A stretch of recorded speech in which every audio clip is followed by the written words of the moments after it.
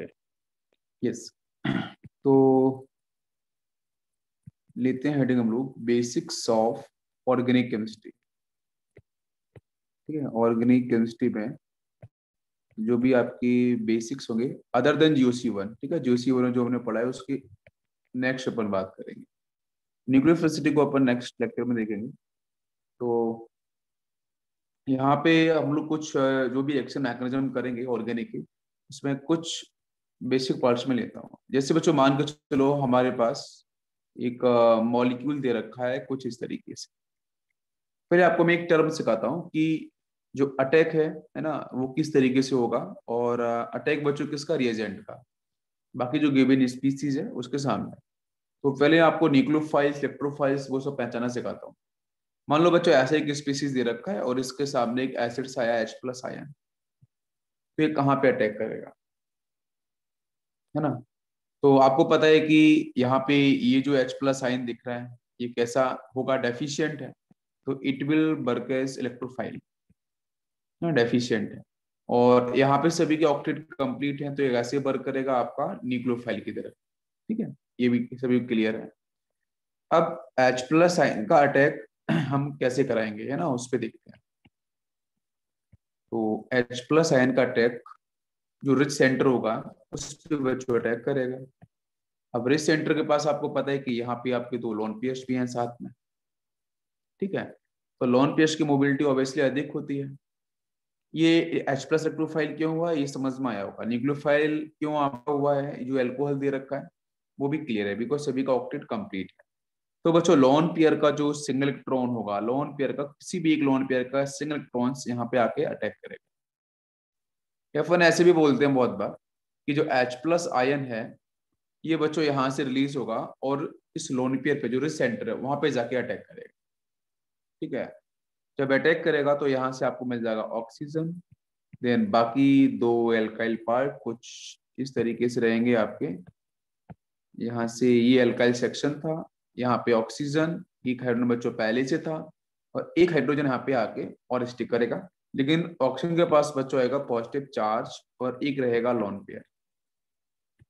कुछ basic discussion हम लोग कर रहे हैं, ठीक है, आपको समझ में आएगा यहीं से। तो आपको जो गिवन स्पीसीज थी और इसमें बच्चों यहाँ पे ये work as nucleophile, because rich थी, ये कैसा डेफिशिएंट है ना, तो वर्क एज इलेक्ट्रोफाइल, तो उसने यहाँ पे अटैक कर दिया, ये आपकी स्पीसीज यहाँ बन चुकी है। ठीक है, तो बेसिक ये बात समझ में आई फर्स्ट। इसी तरीके से देखो मैं एक सेकंड केस और लेता हूँ, उसमें भी आपको समझना है। देखो जैसे हम लोगों ने कुछ ये एल्कीन ले लिया और इसके सामने में लेके आया H+ आया, बताओ किस तरीके से अटैक होगा और कहाँ पे अटैक करेगा। ये H+ आयन, आपको पता है कि H+ आयन कैसे वर्क करेगा, ये इलेक्ट्रोफाइल की तरह होगा, डेफिशिएंट है, पॉजिटिव चार्ज है। और ये जो पूरा का पूरा जो एल्कीन दे रखा है ये डेफिनेटली न्यूक्लियोफाइल की तरह वर्क करेगा, है ना, न्यूट्रल न्यूक्लियोफाइल। अब क्या होगा यहाँ पे, तो आपको मैंने देखो GOC1 पढ़ाया है, उसमें मैंने डिस्कस बताया ये CH3 है यहाँ पे, है ना। तो देखो यहाँ पे हाइपर कंजुगेशन भी होगा और इंडक्टिव भी होगा, दोनों बातें हैं। क्योंकि देखो ये डबल बॉन्ड के अक्रॉस में ये अल्फा कार्बन होगा, इसके पास 3 अल्फा हाइड्रोजन है, अल्फा कार्बन sp3 भी है, तो यहाँ से हाइपर कंजुगेशन हो जाएगा। तो हाइपर कंजुगेशन जब होगा तो आपको पता चलेगा कि ये जो कार्बन है इसके पास जो 3 हाइड्रोजन है एक एक करके हाइपर कंजुगेशन को फॉलो करेंगे, बिकॉज ये जो पूरा ग्रुप है ना वो इलेक्ट्रॉन रिलीजिंग ग्रुप होगा, इलेक्ट्रॉन रिलीजिंग ग्रुप, जिसकी वजह से यहाँ पे इलेक्ट्रॉन इस तरीके से मूव करेंगे। या फिर आप इसको ऐसे समझ लो कि ये कार्बन कैसा होगा, sp2 हाइब्रिडाइज्ड एल्कीन का है, और ये कार्बन कैसा होगा, sp3। तो sp2 के पास s% ज्यादा होता है sp3 से, तो sp2 will pull the electrons from sp3 carbon, जिसकी वजह से यहाँ से ये जो पाई इलेक्ट्रॉन्स हैं उनको इधर से इधर मूव करना पड़ेगा। तो ये पाई कहाँ से कहाँ मूव करेगा, इस डायरेक्शन में, तो यहाँ पे आएगा नेगेटिव चार्ज और यहाँ पे आएगा पॉजिटिव चार्ज। इतनी बात क्लियर है।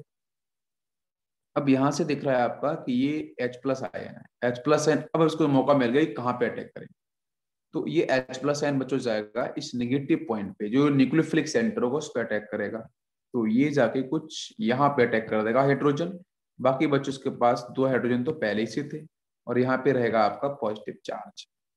तो ये स्पीशीज आपकी जनरेट होगी। पहले आपको मैं आज बता रहा हूँ कि देखो अटैक किस तरीके से करते हैं, थोड़ा सा लॉजिक आप दिमाग में बिठाओ।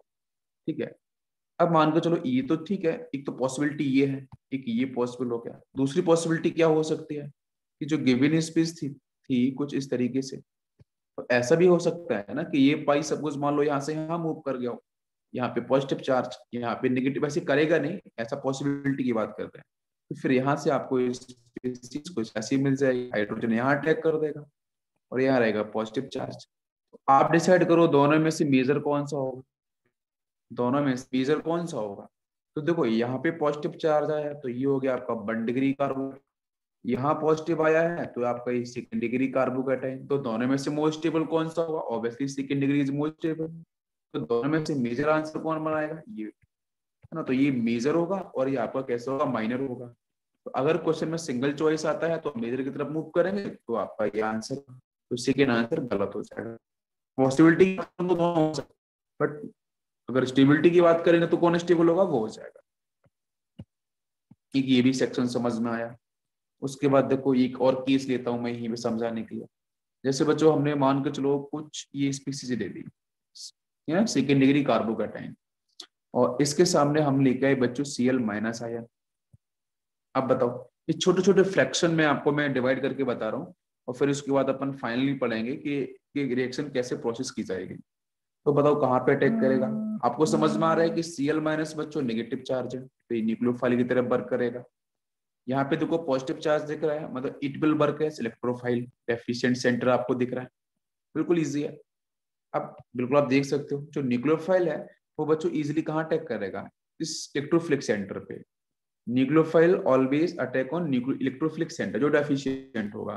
तो तुरंत आप यहाँ से आंसर बना सकते हो कि ये बन गया आपका प्रोडक्ट, बिल्कुल इजी था।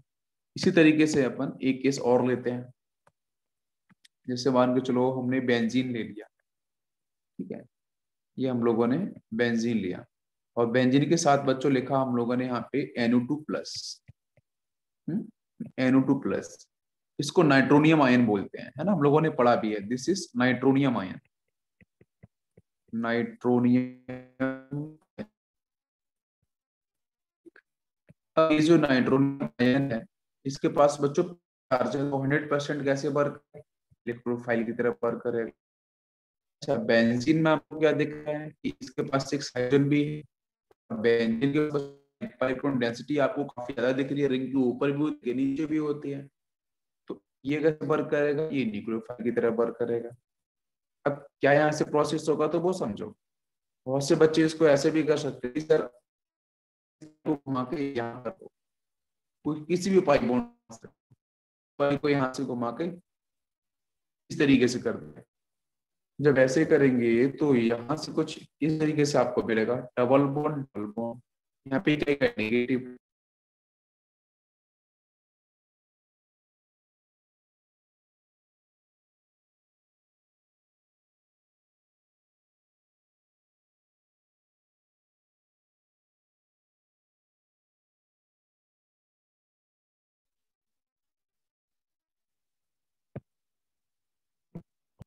को आप मूव एक तरफ करा, जैसे आप इसे मूव कराओगे तो मूव कराने के बाद क्या आपको मिलेगा, यहाँ पे नेगेटिव चार्ज, इधर पॉजिटिव चार्ज, है ना, बाकी आपका डबल बॉन्ड इस तरीके से।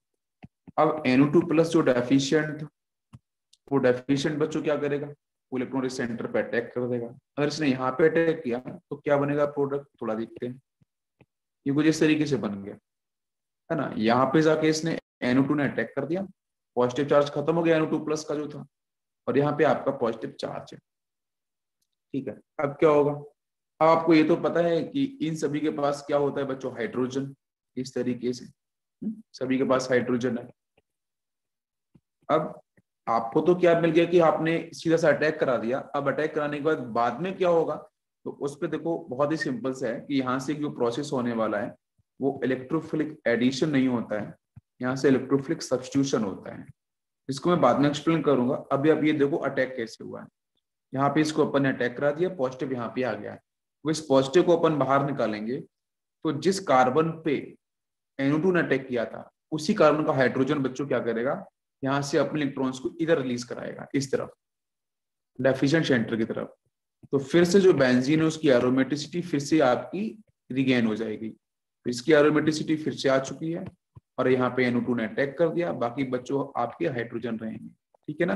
तो ये इस तरीके से आपको दिखाई देता है। तो यहाँ पे इलेक्ट्रोफिलिक एडिशन ना होके इलेक्ट्रोफिलिक सब्स्टिट्यूशन वाला केस आता है, ठीक है। इलेक्ट्रोफिलिक एडिशन अगर होगा तो मैं बताऊंगा यहाँ पे एरोमेटिसिटी नहीं आएगी, बेंजीन की स्टेबिलिटी कभी आपको देखने को नहीं मिलेगी, बिकॉज बेंजीन अपनी एरोमेटिसिटी को लूज कर देगा अगर इलेक्ट्रोफिलिक एडिशन होता है। तो न्यूक्लियोफिलिक सब्स्टिट्यूशन आपको देखने को मिलता है, ठीक है। ये तो आपको मैं बेसिक कैसे होगा और क्या बनेगा। इसी तरीके से मान के चलो एक हमने और ले ली स्पीसीज, ये बेंजीन था, यहाँ लिया हमने NO+। तो NO+ को क्या बोलते हैं, देखो मैंने पढ़ाया था आपको, NO+ called nitrosonium, this is called nitrosonium, nitrosonium बोलते हैं। तो ये करेगा आपका केस, तो इधर मूव करा दिया माइनस, यहाँ पे प्लस, तो नेगेटिव जाके न्यूक्लियोफिलिक सेंटर पे अटैक कर देगा, और अटैक करने के बाद कुछ आपको ये इस तरीके से मिल जाएगा, यहाँ से NO इधर हो जाएगा, पॉजिटिव चार्ज यहाँ होगा, double bond and double bond, जिस कार्बन पे जाके बच्चों ये अटैक करेगा ना NO, उसी हाइड्रोजन यहाँ पे इलेक्ट्रॉन रिलीज करेगा एडजेसेंट में। तो फिर नेक्स्ट आपको जो ये भी आपका इलेक्ट्रोफिलिक सब्स्टिट्यूशन का ही पार्ट है, एडिशन नहीं है, वो मैं आगे बताऊंगा। अभी सिर्फ ये समझने की कोशिश करो कि अटैक कैसे मैं कर रहा हूँ, आपको सारी बातें मैं समझा दूंगा, आपको कुछ बनेगा इस तरीके से प्रोटीन, ठीक है। इसके बाद नेक्स्ट एग्जाम्पल लेता हूं मैं, रेडिकल ले लिया और इसके सामने हम सिंगल बॉन्ड Br। आप बताओ एक्शन किस तरीके से प्रोसीड होगी। तो ये भी मैंने बीच में कभी किया, क्या है या आपका फ्री रेडिकल ना, और यहाँ पे ब्रोमीन आपको कैसे इलेक्ट्रॉन रिच होंगे ये डेफिनेटली, और ये फ्री रेडिकल क्या होता है, इलेक्ट्रॉन डिफिशिएंट, इलेक्ट्रॉन डेफिशिएंट, तो ये इलेक्ट्रोफाइल आपका ये न्यूक्लियोफाइल होगा।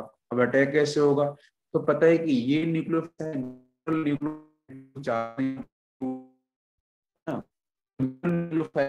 निकल आया, तो बोला था न्यूट्रल मॉलिक्यूल्स कन्वर्ट किस में होगा, फ्री रेडिकल के अंदर, फ्री रेडिकल है आपके न्यूट्रल में कन्वर्ट होगा। तो यहाँ से आपको होने वाला है, तो यहाँ से 2 Br डॉट आपके निकलेंगे, Br dot plus Br dot, इसमें से एक फ्री रेडिकल जो होगा ब्रोमीन का, वो जाके यहाँ पे बॉन्डिंग बनाए, इस पे अटैक कर देगा। अटैक करने के बाद ये बन जाएगा कुछ इस तरीके से ब्रोमीन, और एक Br डॉट आपको मिल जाएगा फाइनली यहाँ पे। तो देखो ये बनेगा आपका प्रोडक्ट, ठीक है। तो आप अटैक करना सीखो। तो देखो न्यूट्रल जो स्पीसीज थी ब्रोमीन, न्यूट्रल वाला कन्वर्ट किस में हो गया, रेडिकल के अंदर, है ना, और जो रेडिकल था वो कन्वर्ट किस में हो गया, न्यूट्रल के अंदर। ये दो सेक्शन आपको ध्यान रखने हैं, कैसे मैं कन्वर्ट कर रहा हूँ। अब इसी तरीके से मान लो एक छोटे छोटे पार्ट है जो आपको हर जगह रिएक्शन में देखने को मिलेंगे, जैसे मैंने बोला Cl सिंगल बॉन्ड Cl, इस तरीके से लिखा मिलेगा। आप क्या करोगे इसका डिसोसिएशन के केस में, तो दोनों की इलेक्ट्रोनेगेटिविटी बराबर थी, मैंने आपको बोला था कि दोनों की इलेक्ट्रोनेगेटिविटी क्या होगी, बराबर। तो यहाँ से क्या होने वाला है, होमोलिसिस क्लीवेज होने वाला है। तो क्लोरीन का इलेक्ट्रॉन इधर चला जाएगा, एस का इलेक्ट्रॉन इधर चला जाएगा, यहाँ से मिलेंगे आपको 2Cl डॉट। हम बहुत सारे सेक्शन देखेंगे इसी तरीके से, तो आपको बहुत क्लियरली समझ में आएगा। जैसे मान लो एग्जांपल अपन और ले लेते हैं, जैसे अपन ने लिया बेटा यहाँ से C डबल बॉन्ड ना, कीटोनिक सेक्शन ले लिया, इसके सामने हमने क्या किया, एक न्यूक्लियोफाइल लेके आया CN माइनस, न्यूक्लियोफाइल लिया हम लोगों ने CN माइनस, और इसी के साथ हमने एक डेफिशिएंट भी ले लिया H+ आयन इलेक्ट्रोफाइल। देखेंगे दोनों से आंसर क्या क्या बन सकता है। आपको ये स्पीसीज गिवन है, ठीक है, और इससे देखो हमें दोनों केस में रिएक्शन बतानी है क्या क्या होगा। तो देखो CN माइनस जो बच्चों दे रखा है, तो अगर CN माइनस यहाँ पे कैसे वर्क करेगा, ऑब्वियसली न्यूक्लियोफाइल की तरह। H+ कैसे वर्क करेगा, इलेक्ट्रोफाइल की तरह डेफिशिएंट है। तो न्यूक्लियोफाइल बच्चों कहाँ अटैक करेगा, तो उस केस में पता है कि C डबल बॉन्ड O में ऑक्सीजन इलेक्ट्रोनेगेटिविटी क्या है, ज्यादा है। तो पाई कहाँ पे जाने वाला है, ऊपर, यहाँ से माइनस, यहाँ से प्लस। ये चार्ज पहले से ही मिलेगा, बिकॉज डिफरेंस इलेक्ट्रोनेगेटिविटी पहले से एग्जिस्ट कर रही है कार्बन ऑक्सीजन के बीच में। तो न्यूक्लियोफाइल कहाँ बच्चों, डेफिशिएंट सेंटर पर अटैक करेगा, तो न्यूक्लियोफाइल जो होगा CN माइनस है वो यहाँ अटैक कर देगा। तो ये ना कुछ ऐसा बनेगा, ऊपर O माइनस होगा, नीचे आपको मिलेगा Cn माइनस। Cn माइनस ने ऊपर से अटैक क्यों नहीं किया? क्योंकि यहाँ पे ऑलरेडी नेगेटिव चार्ज आ रहा है, तो ये बैक अटैक कर देगा। तो यहाँ से पीछे से अटैक करके ये स्पीसीज कुछ ऐसी बना लेगा, ठीक है। और मान लो अगर H प्लस आयन ने अटैक किया तो किधर से करेगा? तो H प्लस आयन के केस में आपका जो पाई इलेक्ट्रॉन्स है ना, ये पाई ऊपर नहीं जाएगा। In case of H plus ion, अगर मैं आपको यहाँ दिखा सकूं जैसे डबल बॉन्ड हो, तो इस केस में पाई को ऊपर शिफ्ट मत कर देना, कोई कोई जरूरत भी नहीं है। पाई को ऊपर शिफ्ट कोई नहीं करेगा। सिर्फ क्या देखेंगे कि इसके पास क्या है, लोन पेयर। तो H प्लस आयन हमेशा लोन पेयर्स पर इजिली अटैक करेगा, है ना। तो ये लोन पेयर्स पर जाएगा और लोन पेयर इलेक्ट्रॉन्स बेटा यहाँ पे अटैक कर देगा। तो देखो ये कुछ ऐसा बन जाएगा, यहाँ से ऑक्सीजन, यहाँ पे हाइड्रोजन, डबल बॉन्ड साथ में रहेगा, बाकी यहाँ आएगा पॉजिटिव चार्ज, और एक रहेगा आपका साथ में लोन पेयर। तो देखो ये बनेगी आपकी स्पीसीज। बिल्कुल समझ में आ रही है हम कैसे प्रोसेस कर रहे हैं? बिल्कुल सिंपल सा। H प्लस जब भी अटैक करेगा पाई को ऊपर शिफ्ट नहीं करना है ना। न्यूक्लियोफाइल अटैक करेगा तो पाई को शिफ्ट करना है। तो कार्बोनिल ग्रुप की कार्बन जो होगा sp2 उस पर अटैक करेगा जाकर न्यूक्लियोफाइल, और H प्लस कहाँ करेगा, के साथ। नेक्स्ट केस लेता हूँ एक और, जैसे CH2 CH2 के सामने लिखा हमने ब्रोमीन, Br इस तरीके से लिख के आ गया। अब कैसे रिएक्शन हो सकती है प्रोसेस? तो बड़ा सिंपल सा है। देखो बच्चों, ये भी न्यूक्लियोफाइल की तरह वर्क करेगा, ये भी न्यूक्लियोफाइल की तरह होगा। तो यहाँ पे एक अलग से मैकेनिज्म है, इसको बोलते हैं नॉन क्लासिकल मैकेनिज्म। तो नॉन क्लासिकल मैकेनिज्म यहाँ पे फॉलो होता है। तो कैसे होता है आपको मैं बताऊंगा, पहले आप इसको देख लो। तो ना इसको आप ऐसे लिख लो, ब्रोमीन सिंगल बॉन्ड ब्रोमीन ना, इस ढंग से लिख लो आप। अब यहाँ पे क्या होगा कि ये जो ब्रोमीन है जिसकी इलेक्ट्रोनेगेटिविटी काफी ठीक ठाक है और इसके पास वीकेंट ऑर्बिटल्स भी है, तो बच्चों ये ब्रोमीन क्या करेगा, पूरे के पूरे 2 पाई इलेक्ट्रॉन्स को एक साथ विड्रॉ करेगा अपनी साइड में। तो देखो ये ऐसा बनेगा CH2 डबल बॉन्ड CH2, और यहाँ पे आएगा आपका ब्रोमीन सिंगल बॉन्ड ब्रोमीन, ठीक है। तो एक ब्रोमीन जो क्लोज होगा वो दोनों के दोनों पाई को अपनी तरफ विड्रॉ कर लेगा। जब विड्रॉ कर लेगा तो आपको देखो यहाँ से क्या समझ में आएगा, ये बच्चों हो जाएगा CH2 सिंगल बॉन्ड CH2, और यहाँ पे होगा ब्रोमीन। ये ब्रोमीन बच्चों यहाँ पे रिंग बनाएगा कुछ इस तरीके से, बिकॉज दोनों कार्बन से इसने पाई को नीचे की तरफ विड्रॉ कर लिया है। और ये जो पाई इलेक्ट्रॉन्स होंगे बेटा फाइनली कहाँ पहुंचेंगे, टर्मिनल ब्रोमीन के पास। तो यहाँ सिग्मा से होते हुए इस ब्रोमीन के पास इलेक्ट्रॉन डेंसिटी बढ़ जाएगी। इलेक्ट्रॉन डेंसिटी बढ़ते ही ये यहाँ से ब्रेक हो जाएगा। आप बात समझ रहे हो? यहाँ से तुरंत ब्रेक हो जाएगा। अब जैसे ब्रेक होगा तो Br माइनस यहाँ से रिलीज होकर चला जाएगा सॉल्वेंट में, ठीक है, वो बाद में बताऊंगा। तो Br माइनस कहाँ पे जाएगा, सॉल्वेंट में। और सॉल्वेंट में जाएगा तो बच्चों देखो जब ये इलेक्ट्रॉन्स नीचे की तरफ शिफ्ट हुए थे तो यहाँ पे पॉजिटिव आएगा, इधर भी पॉजिटिव आएगा।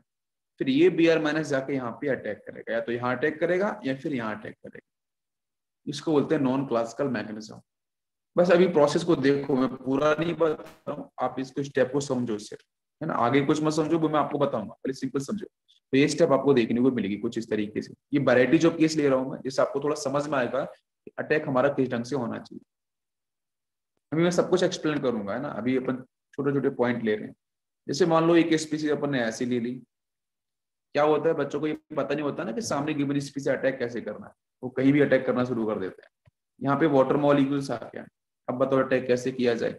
या फिर अपन ने यहाँ पे पोटेशियम हाइड्रोक्साइड ले लिया, अब अटैक कैसे किया जाए। तो देखो वाटर मॉलिक्यूल्स के पास क्या है, ऑक्सीजन के पास 2 लोन पेयर्स। तो लोन पेयर का बच्चों सिंगल इलेक्ट्रॉन निकलेगा और जाके यहाँ पे अटैक कर देगा, बिकॉज लोन पेयर की मोबिलिटी ज्यादा होती है।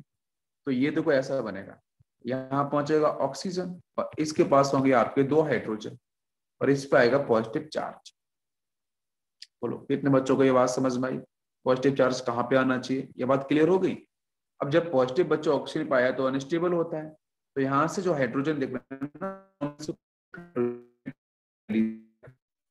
रिलीज करेगा, तो देखो ये स्पीसीज ना ऐसा बन जाएगा, एल्कोहल जैसा बन जाएगा। बन गया ना ये, आपको सब समझ में आया। अब देखो मैंने यहाँ पे सपोज KOH ले लिया, अब कैसे बच्चों क्या होगा, तो ये एल्कोहलिक KOH है, आप इसको ऐसे ना एल्कोहलिक KOH ऐसे लिखा होता है, एल्कोहलिक KOH। तो एल्कोहल का मतलब जो कुछ ROH जैसा सीन है, और इसके साथ आपका क्या है KOH, इस तरीके से आपको मिलेगा। ROH के साथ KOH। पोटेशियम आयन तो रिलीज हो जाएगा बाहर, स्टेबल हो जाएगा, है ना, नोबल गैस की तरह चला जाएगा। और OH माइनस आयन जाके बच्चों क्या करेगा, वो इस R के साथ ज्वाइन हो जाएगा। तो यहाँ पे जो बेसिक स्ट्रेंथ है वो डेफिनेटली बढ़ने वाली है। तो एक्चुअली में जो आपको दिख रहा है यहाँ से कि सर KOH अटैक करने वाला है, तो KOH अटैक नहीं करता, यहाँ से एक्चुअली में अटैक करता है R के साथ जो OH है, ये पूरा सेक्शन अटैक करता है। यहाँ पे बैलेंस होता है, OH एक यहाँ पे आएगा, तो इसके पास आएगा बच्चों नेगेटिव चार्ज, इधर पोटेशियम इसको बैलेंस करता है, तो काफी इसकी बेसिक स्ट्रेंथ बढ़ जाती है। तो जिसकी वजह से यहाँ पे फाइनल जो आपको अगर देखोगे तो OH में से जो OH है ना, उस OH का, इस OH का जो लोन पेयर है वो अटैक करेगा इस डेफिशिएंट सेंटर पे जो यहाँ दिख रहा था। तो यहाँ भी आपको वही मिलेगा एल्कोहल। तो फिर से आपको देखो वही स्पीसीज आपको मिल जाएगी। कुछ मतलब बेसिक सा पार्ट में डिस्कस कर रहा हूँ, आपको ये बात समझ में आ गई होगी, ठीक है। अब मान लो यहीं पे कुछ ऐसा ना हो कि मान लो ऐसा दे रखा होता, KOH नहीं दिया, सपोज उसने ROH दे रखा हो, सिर्फ उसने अल्कोहल लिखा हो ROH, तो क्या बनेगा, तो भी दिमाग लगाते हैं हम लोग। मान लो उसने ऐसा दे रखा होता है बच्चों, मैथनॉल एथनॉल कुछ इस टाइप से ऐसा, तो अटैक कैसे करेगा। तो फिर से देखो लोन पेयर का अटैक कराना है, लोन पेयर यहाँ से निकलेगा और जाके यहाँ अटैक कर देगा। जब अटैक करेगा तो यहाँ से कुछ यूं मिलेगा बेटा, ऑक्सीजन, यहाँ से हाइड्रोजन, और यहाँ से अल्काइल पार्ट, ऑक्सीजन में पॉजिटिव चार्ज। जब ऑक्सीजन में पॉजिटिव चार्ज आया तो उसको स्टेबल करने के लिए बच्चों हाइड्रोजन जो होगा ना बगल वाला, वो अपने इलेक्ट्रॉन्स को यहाँ रिलीज कर देगा। जैसे रिलीज करेगा तो नेक्स्ट स्पीसीज में आपको क्या मिलेगा, ऑक्सीजन, इधर आपको एल्काइल पार्ट, है ना। तो आपको तो कोई ईथर मिल गया, RO है ना, R ऊपर हो गया, एक R को नीचे मिल रहा है पूरा, तो ईथर का फॉर्मेशन हुआ है ना। तो ये आपको बिल्कुल यहाँ से क्या है, सारी की सारी बातें आपको ध्यान रखनी है। सभी क्लियर हुआ, ओके। इसके बाद देखो, ओके बिल्कुल, मैं बहुत ही छोटी छोटी बातें डिस्कस कर रहा हूँ, आपको समझ में आएगा। तो जो हमने जितनी भी रिएक्शन की, मोस्ट ऑफ द रिएक्शन, तो मोस्ट ऑफ रिएक्शंस की जो स्पीसीज है उसको बच्चों अपन बेसिकली पार्ट में, फर्स्ट पार्ट को बोल सकते हैं, सेकंड पार्ट में अपन बोल सकते हैं इलेक्ट्रोफाइल, ठीक है, न्यूक्लियोफाइल और इलेक्ट्रोफाइल। ये तो सेक्शन में हमने रिएक्शन क्या देखा कि एक इलेक्ट्रॉन रिच सेंटर था, एक डेफिशिएंट सेंटर था, वो आपस में अटैक कर रहे थे, कुछ रिएक्शन प्रोसीड हो रही थी। अब न्यूक्लियोफाइल्स में तो आपको पता है कि जो बच्चों क्या करें, लोन पेयर्स को डोनेट कर सकें, बात समझ में आ रही है, लोन पेयर्स को डोनेट कर सकें, या जो आपके इलेक्ट्रॉन रिच होते हैं उन सभी को अपन न्यूक्लियोफाइल्स वाले केस में डालते हैं। इलेक्ट्रोफाइल्स के केस की बात करी जाए तो जो लोन पेयर्स को एक्सेप्ट कर रहे थे, आपने देखा लोन पेयर को एक्सेप्ट कर रहे थे, तो इलेक्ट्रॉन डेफिशिएंट थे ना, तो वो इलेक्ट्रॉन डेफिशिएंट थे आपके, ठीक है ना। तो इलेक्ट्रोफाइल्स और न्यूक्लियोफाइल्स, ये दो बातें आपको ध्यान देनी है। लोन पेयर्स जो देगा वो न्यूक्लियोफाइल रिएक्ट कर रहा है, जो लोन पेयर एक्सेप्ट करेगा वो आपके इलेक्ट्रोफाइल्स की तरह वर्क करेगा। यहाँ तक क्लियर हुआ सभी को, ओके। अब देखो यहां से, ओके, अब देखो न्यूक्लियोफाइल्स हैं, इलेक्ट्रोफाइल्स हैं, उनको अपन ने पहले भी देखा था। तो बच्चों थोड़ा सा यहाँ पे एक फटाफट से देख लेते हैं न्यूक्लियोफाइल्स में।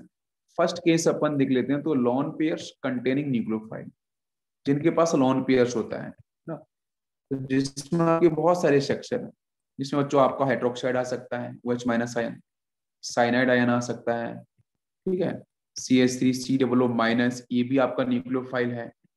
जैसे बच्चों SH माइनस आ जाए, जैसे SH है ना, थायोल को SH माइनस आ सकता है, जैसे PHS माइनस है ना, फिनाइल के साथ सल्फर लगा हुआ है, ठीक है ना। इसी तरीके से आपका यहाँ से NH2 माइनस है, ये सब न्यूक्लियोफाइल्स है, आप बिल्कुल एक बार ध्यान दो। RO माइनस न्यूक्लियोफाइल होता है, CH3O माइनस न्यूक्लियोफाइल होगा, कुछ इस तरीके से आ जाए, ये भी न्यूक्लियोफाइल्स होगा। ये सब रिएक्शन में आपको देखने को मिल, आपको समझ में आएगा कि तो मैंने वहां एक्सप्लेन किया। जैसे कभी एल्कोहल आ जाए, या बच्चों आपका वाटर मॉलिक्यूल्स आ जाए, इसके पास भी लोन पेयर्स होते हैं, या आपका अमोनिया आ जाए, या फिर आपका PH3 फॉस्फीन, है ना, या फिर आपका RNH2 RSH थायो अल्कोहल, या फिर आपका थर्ड डिग्री अमाइन R3N आ जाए, ये इस तरीके से अपन लिख दें, है ना, ये भी सब। या फिर तो रिंग के साथ भी अगर आपका स्पीसीज आ जाए कुछ इस तरीके से, अपन ने यहाँ पे NH लिख दिया, तो ये सभी के सभी जो स्पीसीज, या फिर आपका एल्कोहल लिख लो CH3OH, तो ये सभी की सभी स्पीसीज में क्या है, लोन पेयर्स प्रेजेंट, तो इन सब अपन क्या बोलेंगे, लोन पेयर कंटेनिंग न्यूक्लियोफाइल्स। इसी तरीके से बच्चों पाई बॉन्ड वाले भी पाई, तो पाई बॉन्ड कंटेनिंग न्यूक्लियोफाइल्स कौन कौन से होते हैं, तो एल्कीन ही होता है, कार्बन डबल बॉन्ड कार्बन। दूसरा बच्चों एल्काइन भी अपन ले सकते हैं, कार्बन ट्रिपल बॉन्ड कार्बन, या कुछ इस तरीके से बना लो, ये भी आपके न्यूक्लियोफाइल्स को रिप्रेजेंट करेगा, है ना। या फिर आपका कुछ ये सेक्शन आ जाए, या बच्चों बेंजीन आ जाए, तो बेंजीन मैंने बोला था ना न्यूक्लियोफाइल होता है, बेंजीन के बाकी डेरिवेटिव बच्चों आ जाए, जैसे फिनोल आ जाए, जैसे आपका फिनोक्साइड आयन आ जाए। ये कुछ वो एग्जांपल मैं ले रहा हूँ जो आपको बिल्कुल देखने को मिले, ठीक है। या बेंजीन के ऊपर बच्चों कोई भी ग्रुप आ जाए इस तरीके से, ये सारे के सारे क्या है, पाई बॉन्ड कंटेनिंग आपके न्यूक्लियोफाइल्स है। अब मैं बात करता हूँ, न्यूक्लियोफाइल समझ में आ गया होगा, तो अब मैं बात करता हूँ इसकी न्यूक्लियोफिलिसिटी क्या है, न्यूक्लियोफिलिसिटी, ठीक है। तो न्यूक्लियोफाइल क्लियर है, बट न्यूक्लियोफिलिसिटी क्या है, तो न्यूक्लियोफिलिसिटी का मतलब बच्चों होता है, मैं करता हूँ यहाँ पे डिफाइन कर देता हूँ, tendency of a nucleophile, tendency of a nucleophile to donate electrons. मतलब जो भी हमारे न्यूक्लियोफाइल्स है इनके पास बच्चों लोन पेयर था, नेगेटिव चार्ज था, तो न्यूक्लियोफाइल की लोन पेयर या इलेक्ट्रॉन्स देने की टेंडेंसी को अपन क्या बोलते हैं, न्यूक्लियोफिलिसिटी बोलते हैं। बिल्कुल समझ में आ गया। अब इसमें एक स्टेटमेंट और ध्यान रखो कि a strong nucleophile is able to donate electrons rapidly, ठीक है। तो जितने भी आपके स्ट्रॉन्ग न्यूक्लियोफाइल्स होते हैं वो बच्चों बड़ी आसानी से इलेक्ट्रॉन्स को क्या कर सकते हैं, डोनेट कर सकते हैं, स्ट्रॉन्ग न्यूक्लियोफाइल्स। इसको भी ध्यान रखना है। जैसे मैं इसको समझने के लिए कुछ एग्जांपल लेता हूँ, आप ध्यान देना, थोड़ा प्लीज ध्यान देना। जैसे बच्चों मान लो हम लोगों ने एक स्पेशली बेटा यहाँ पे क्लोरीन, ठीक है, और यहाँ पे मैंने बच्चों डाला एक nucleophile Nu-, suppose it is a type का था, और सेकेंड हमने यही सेम रिएक्शन लेगी Cl, और यहाँ बच्चों हमने लिखा है न्यूक्लियोफाइल ये बी टाइप का है, ठीक है। अब मैं बोल देता हूँ कि बच्चों ये आपकी फर्स्ट रिएक्शन थी, ये आपकी सेकेंड रिएक्शन है। इन दोनों रिएक्शन में बोलता हूँ कंडीशन कि if rate of B is greater than rate of A, मतलब जो बी का रेट है ये अधिक है एज कंपेयर टू ए के रेट से। तो आप बताओ न्यूक्लियोफिलिसिटी किसकी ज्यादा होगी, या कौन सा स्ट्रॉन्ग न्यूक्लियोफाइल होगा, बोलो जल्दी से, स्ट्रॉन्ग न्यूक्लियोफाइल कौन सा होगा। यस, अब कहाँ पे अटैक करेगा, है ना। तो दोनों में से स्ट्रॉन्ग न्यूक्लियोफाइल्स कौन सा होगा, जिसका मैंने बोला rate of B greater than rate of A, मतलब इसका रेट ज्यादा है, इसका रेट अधिक है। जिसका रेट अधिक है तो वो न्यूक्लियोफाइल जो दे रखा है ना सामने, ये स्ट्रॉन्ग न्यूक्लियोफाइल होगा, ये स्ट्रॉन्ग न्यूक्लियोफाइल होगा। और ये कैसा होगा, weak nucleophile, because strong nucleophiles बड़ी आसानी से लोन पेयर्स को करते हैं डोनेट। और कहाँ बच्चों करेंगे डोनेट, इस कार्बन पे जहाँ पे Cl लगा हुआ है। Cl भी क्या होता है, ये भी तो न्यूक्लियोफाइल ही होता है। ये क्लोरीन है, ये भी न्यूक्लियोफाइल होगा, इलेक्ट्रॉन्स को विड्रॉ करेगा सिग्मा के थ्रू, इंडक्टिव इफेक्ट के थ्रू। तो न्यूक्लियोफाइल कहाँ अटैक करेगा, इस पोजीशन पे। ये भी कहाँ अटैक करेगा, यहाँ पे। पर दोनों में से फास्ट अटैक किसका होगा, तो सेकेंड वाले का। ये बात समझ में आई सभी को। ये रिएक्शंस काफी आपकी फास्ट होगी, और फर्स्ट रिएक्शन जो होगी कब, वो काफी आपकी स्लो। ये पूरी बात क्लियर हो गई। Okay, next we will compare कि बच्चों न्यूक्लियोफिलिसिटी कंपेयर कैसे करी जाए। तो न्यूक्लियोफिलिसिटी को अपन कर लेते हैं थोड़ा सा कंपेयर। तो न्यूक्लियोफिलिसिटी कंपेयर करने के लिए बच्चों कुछ बातें ध्यान रखो। पहली बात कि नेगेटिव चार्ज वाले जितने भी न्यूक्लियोफाइल्स होते हैं, ऐसे न्यूक्लियोफाइल्स जिनके पास नेगेटिव चार्ज होता है वो हमेशा स्ट्रॉन्गर होते हैं, ठीक है। Negative charge containing nucleophiles always stronger as compare to neutral, as compare to neutral. तो न्यूट्रल न्यूक्लियोफाइल्स के कंपैरिजन में negative charge containing nucleophiles always stronger. ये पूरी बात समझ में आ गई। मतलब नेगेटिव चार्ज वाले न्यूक्लियोफाइल्स हमेशा स्ट्रॉन्गर होंगे as compare to neutral nucleophiles. ये बात क्लियर है। जैसे मैं एग्जांपल लूं बच्चों, मैंने लिया OH- है और वाटर, बताओ दोनों में से न्यूक्लियोफाइल में से कौन सा स्ट्रॉन्ग होगा। हाँ, वाटर मॉलिक्यूल्स न्यूट्रल है तो OH- आयन स्ट्रॉन्गर। तो अगर ये स्ट्रॉन्गर है तो न्यूक्लियोफिलिसिटी बच्चों किसके अधिक होगी, OH- आयन की वाटर से। समझ में आ रहा है। सेकेंड। आरओ माइनस लिखा हमने और लिख दिया यहाँ पे एल्कोहल आरओएच। आरओएच कैसा है? न्यूट्रल न्यूक्लियोफाइल है। आरओ माइनस कैसा है? निगेटिव चार्ज है। तो स्ट्रॉन्गर कौन होगा? RO minus. अगर आरओ माइनस स्ट्रॉन्गर है तो न्यूक्लियोफिलिसिटी भी आरओ माइनस की ज्यादा होगी, किससे? OH माइनस आयन से।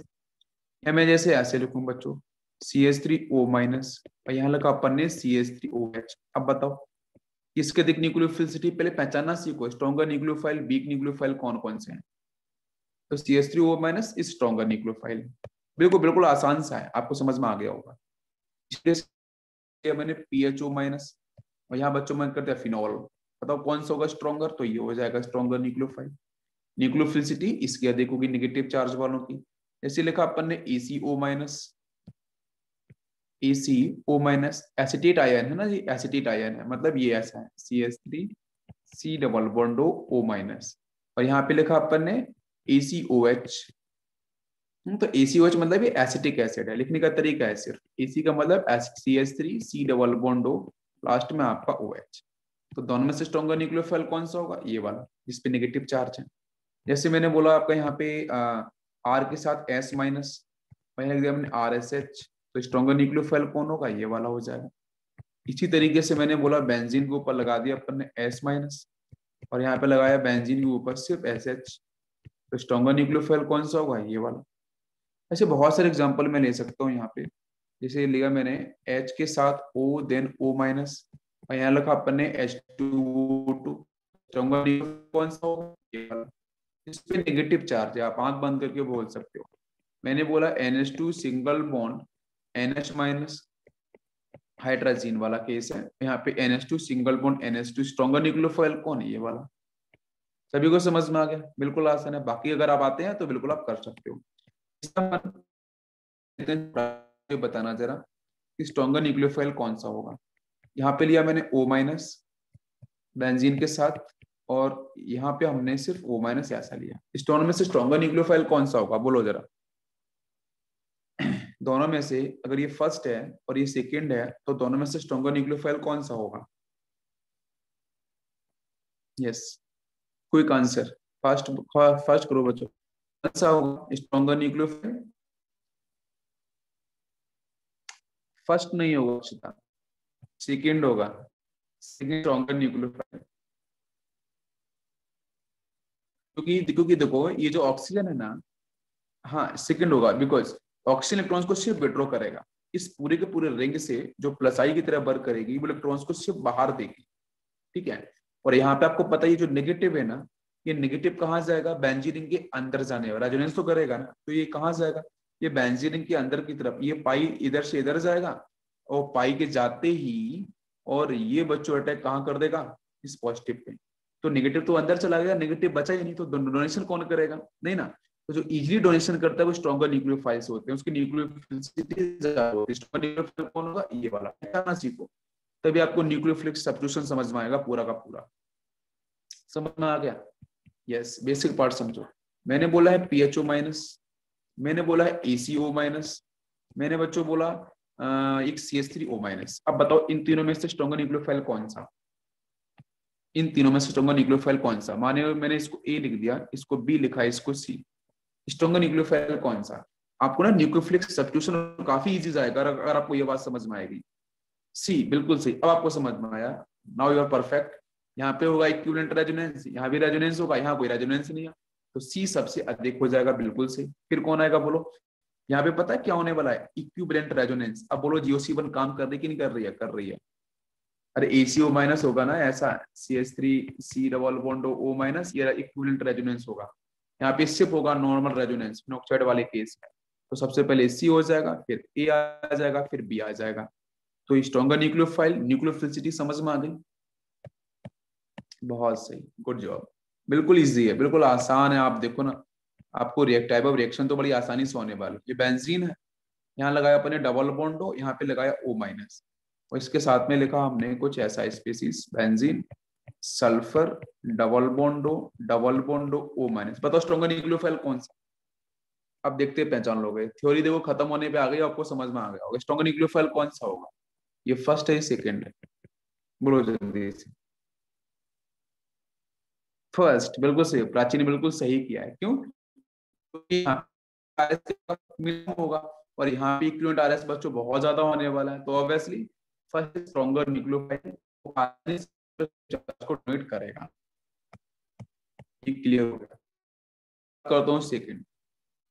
अगर बच्चों मान के चलो कुछ ऐसा सीन आ जाए, सेकंड केस की बात कर रहा हूँ, कि सेम पीरियड के एलिमेंट पीरियड टेबल के अंदर अगर सेम पीरियड के एलिमेंट्स आ जाएं तो we will focus on electronegativity.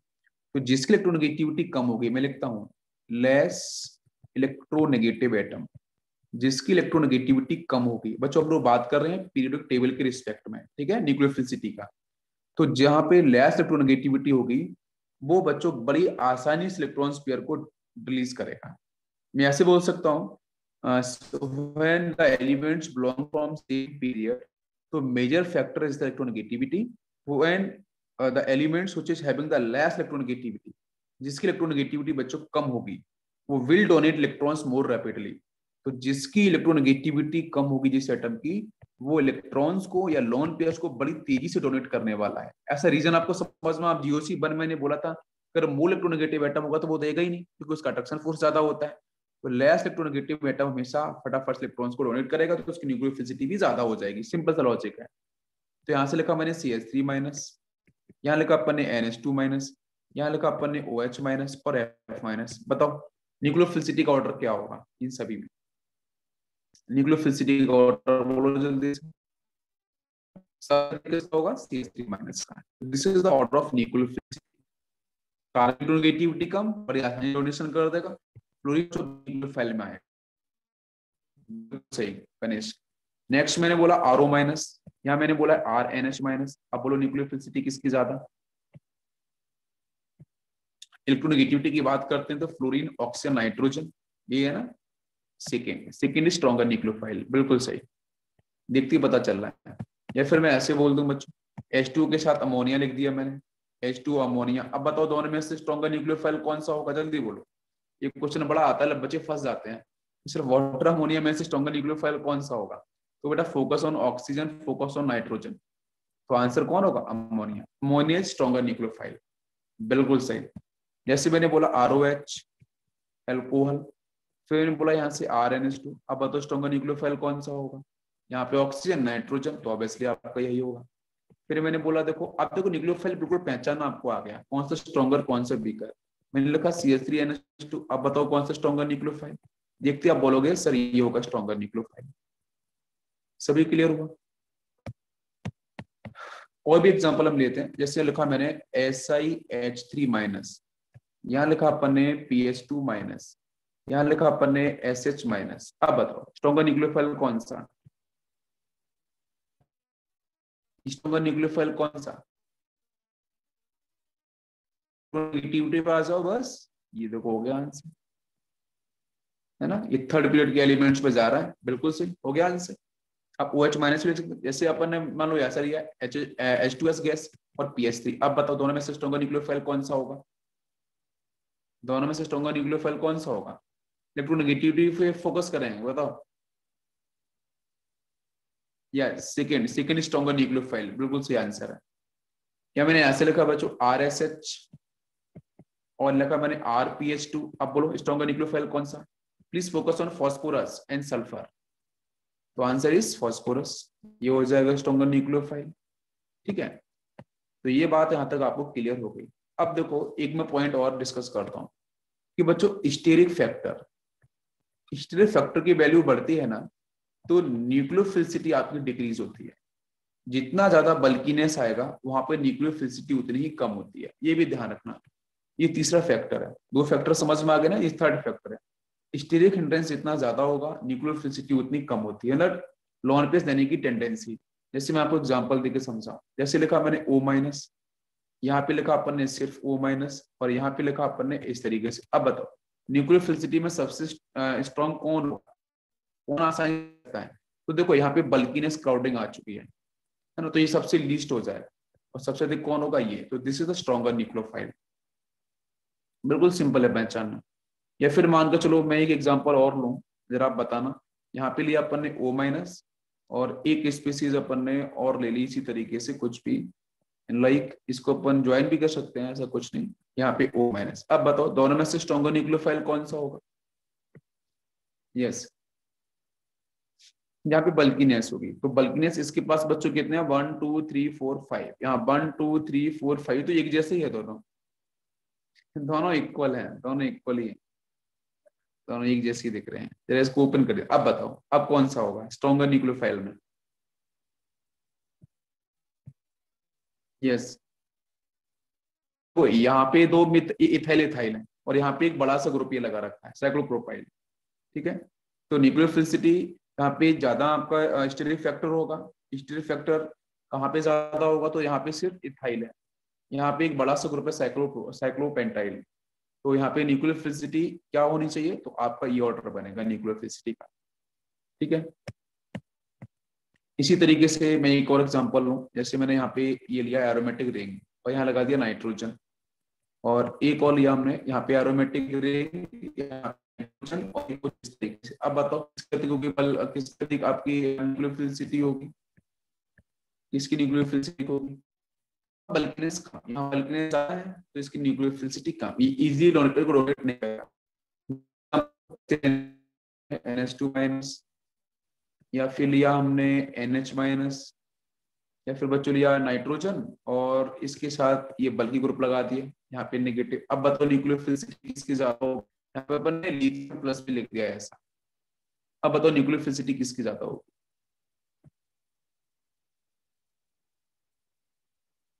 सबसे अधिक न्यूक्लियोफिलिसिटी किसकी होगी?